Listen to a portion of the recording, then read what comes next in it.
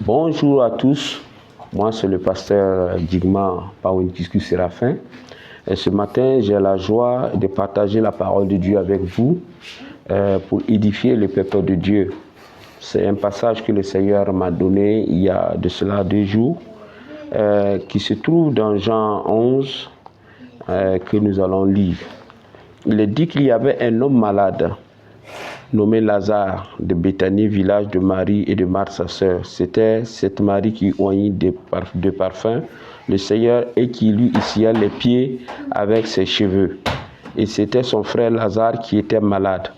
Les sœurs envoyaient dire à Jésus, « Seigneur, voici celui que tu aimes est malade. » Après avoir entendu cela, Jésus dit, « Cette maladie n'est point à la mort, mais elle est pour la gloire de Dieu, afin que le Fils de Dieu soit glorifié par elle. » Donc le texte est très riche. Il est dit ici que Lazare qui était malade était un homme que Jésus aimait beaucoup. C'était un ami à Jésus. Et Jésus aimait Lazare, Marie et Marthe, ses sœurs. Et quand il est tombé malade, ils ont tout de suite envoyé chercher leur ami parce qu'ils voulaient que leur ami vienne rapidement dans l'urgence parce que la vie de Lazare était menacée. Mais la Bible nous dit qu'après avoir entendu cela, Jésus dit, cette maladie n'est pas à la mort, mais elle est pour la gloire de Dieu, afin que le Fils de Dieu soit glorifié par elle. Or, Jésus aimait Marthe et sa sœur et Lazare. Lors donc qu'il eut appris que Lazare était malade, il resta 2 jours encore dans le lieu où il était. Donc voici ce que la Bible dit, alors que Marthe et Marie étaient dans une situation d'urgence, ils voulaient voir une intervention de Jésus, ils voulaient voir Jésus venir rapidement pour en tout cas les assister dans la maladie de leur frère Lazare. La Bible dit qu'il est resté encore 2 jours là où il était, et alors que Lazare, lui, il était dans une situation, en tout cas, de mort. Et la Bible va nous dire clairement que Lazare est mort. Lazare est mort, Lazare va être enterré, et après cela que Jésus va venir. Et lorsque Jésus est venu, on lui a appris que Lazare était mort. Lazare était mort. Mais Jésus avant cela, il va dire que Lazare dort, et il va aller le réveiller. Donc, et les disciples diront à Jésus, mais s'il dort, il va se réveiller. Mais Jésus parlait de la mort de Lazare. Lazare est mort.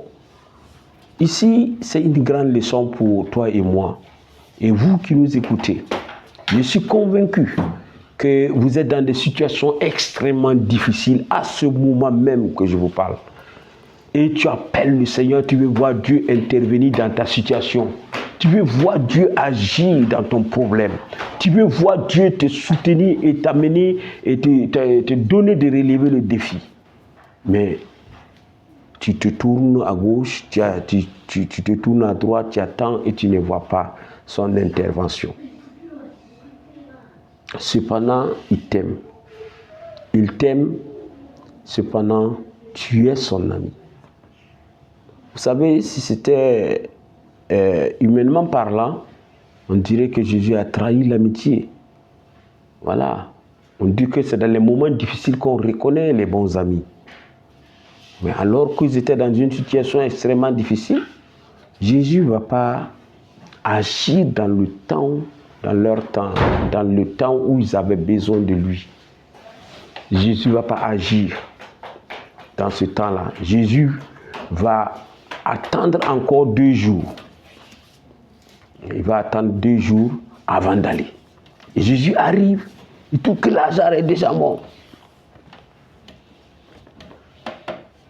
Mon frère, ma soeur, nous avons notre temps, Dieu a son temps.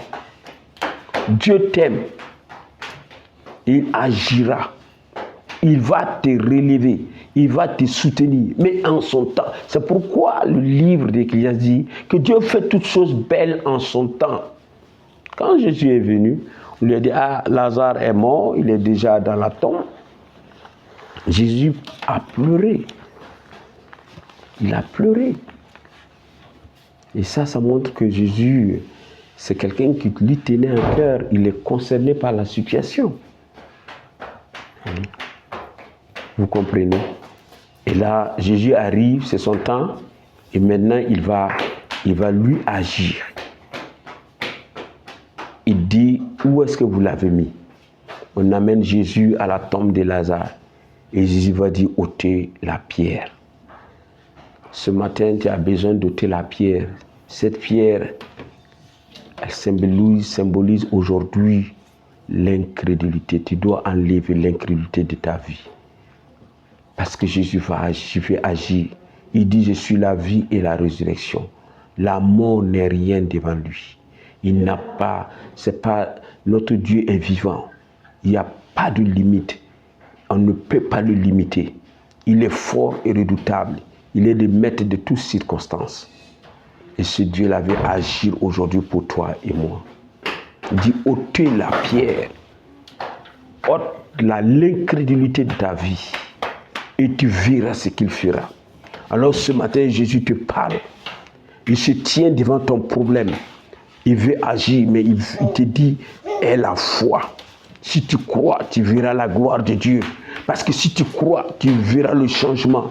Parce que si tu crois, à partir de ce matin, une nouvelle situation commence. Une page se tournera et une autre page commencera. Lazare était mort il y a de cela 4 jours. Commençait à se décomposer.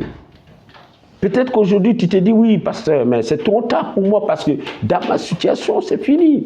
On m'a déjà condamné. Mais non. Il est le Dieu de l'impossibilité, mon frère, ma soeur. Il n'y a aucune situation impossible devant lui. Face à ce grand Dieu, aie la foi. Si tu crois aujourd'hui, tu verras la gloire de Dieu. Même si les docteurs t'ont condamné, même si les hommes t'ont condamné, même si tout te dit que ta situation est finie. Aujourd'hui, je te dis que si tu crois, tu verras la gloire de Dieu. Jésus dit, ôtez la pierre. Quand on a ôté la pierre, il dit, Lazare, sort. Alors ce matin, laisse-moi te dire que le Jésus que je prêche est celui qui fait des miracles. Et il te délivre de ta situation si tu crois. Il te délivre de tes difficultés si tu crois.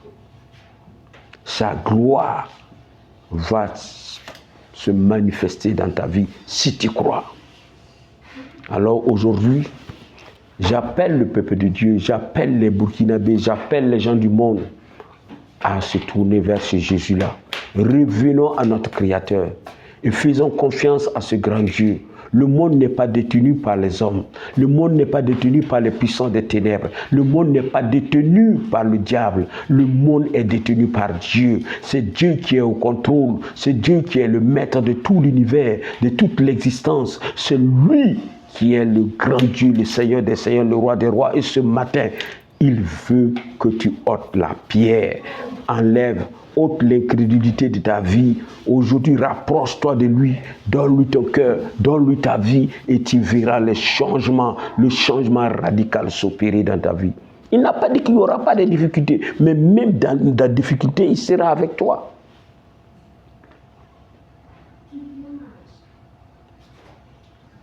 On ne croit pas à ce Dieu-là pour le paradis seulement.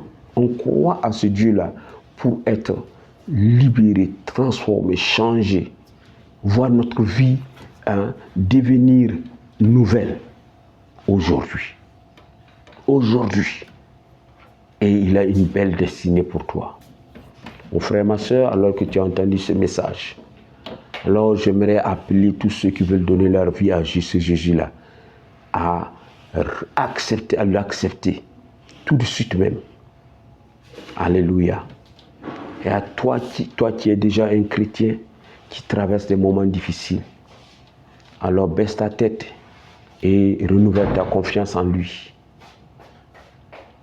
Toi qui es un homme de Dieu, un serviteur de Dieu, et qui vit des moments de tempête, alors fais-lui confiance.